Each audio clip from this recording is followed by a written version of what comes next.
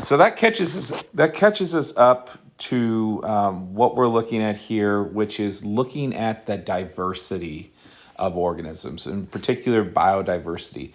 So biodiversity is essentially the number of organisms in a given area. And one of the most important things that I want you to kind of take away from this particular unit is the importance of biodiversity and the reliance that the human population has on biodiversity in an area. Okay, so biodiversity is the variability among organisms, and so we kind of put it into two categories. The first one here is the actual diversity of the species, which again is just the different types of organisms within that community. Okay, again, I say community because that's including all the living organisms. But the second type of biodiversity is that in which we have genetic diversity within a species.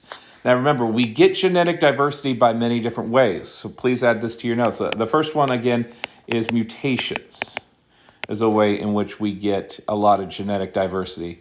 The second one is obviously sexual reproduction. And this includes spin off the crossing over that happens during meiosis, and also the independent assortment.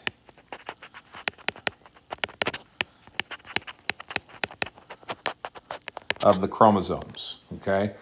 And then finally, gene flow. All right, and we kind of talked about this in the last unit. This is your immigration or emigration, all right? Organisms exiting out of a particular ecosystem, all right?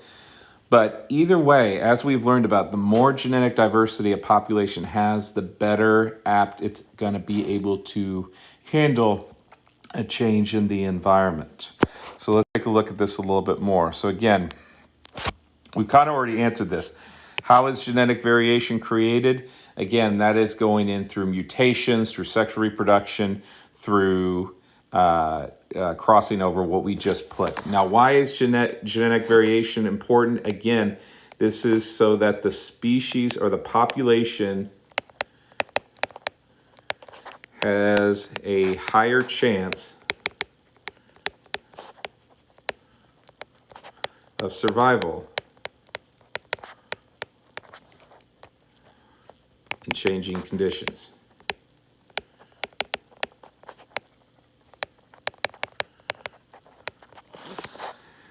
Again, we see this even in human examples, such as, with our last COVID pandemic. Some people, the virus didn't hurt them at all, and for a lot of others, unfortunately, it turned out to be a very deadly disease as a result of it. And so when we talk about biodiversity within ecosystem, it deals with two things. Again, the number of species within that ecosystem, but also the type of variety of biomes that are in there as well, okay? And you wouldn't think that deserts, like the deserts in Africa, would hold much life and really have no purpose. Well, as we'll find out, the deserts really do control a lot of our weather. The dust and the sand that comes from the deserts in Africa, the Sahara Desert, it contributes to our weather here in the United States quite a bit. It flows within that atmospheric, that air current within the atmosphere, and it leads to a lot of our hurricanes that we end up getting as a result of it. All, again, in part of it. The rainforest is huge in recycling the amount of carbon dioxide in the air. So even though the rainforest may be thousands of miles away from you, the rainforest is essential in the cycling of carbon dioxide, oxygen within the actual atmosphere. All right. So things that have high amounts of biodiversity that we really need to be protecting would be things like rainforests, coral reefs, and forests. just because they have more amount of organisms in a given area. And unfortunately, it's the ones with high biodiversity that we're finding the greatest habitat destruction, okay? And that is the number one reason that species go extinct now, is because of habitat destruction brought on by human interaction. Those with low biodiversity would be places like desert and tundra. However, just because it's low biodiversity doesn't mean it doesn't have a lot of species to it. It absolutely does. However, as we'll find out later on, these organisms are highly suited for their environment. And so we'll kind of talk through. All right, in a little bit here, okay? Now, what are the benefits of biodiversity? Well, first of all, biodiversity makes an ecosystem more productive and stable. It allows organisms to thrive. It gives enough food. It gives enough space. All of that's available to it. A lot of biodiversity includes the decomposers, the bacteria, the funguses, the detrivores that help break down dead organisms and recycle those nutrients back into the soil.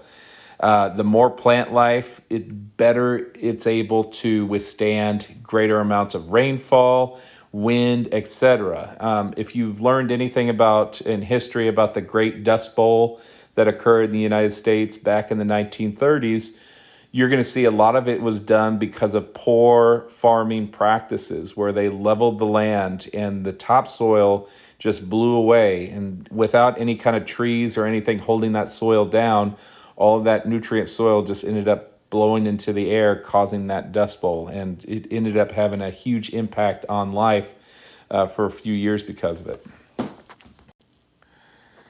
For us, for humans, okay, again, the plants help with that recycling of CO2 and O2. I'm going to just go ahead and put photosynthesis here,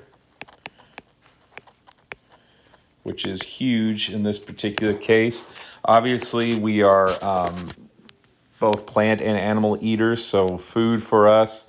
A lot of organisms have helped us engineer new things. For example, the high-speed maglev trains in China, their design came from looking at species and how they have designed how their skulls have changed to adapted to reduce air friction. And so we take designs that we see in nature and apply them to the structures that help us with our everyday lives.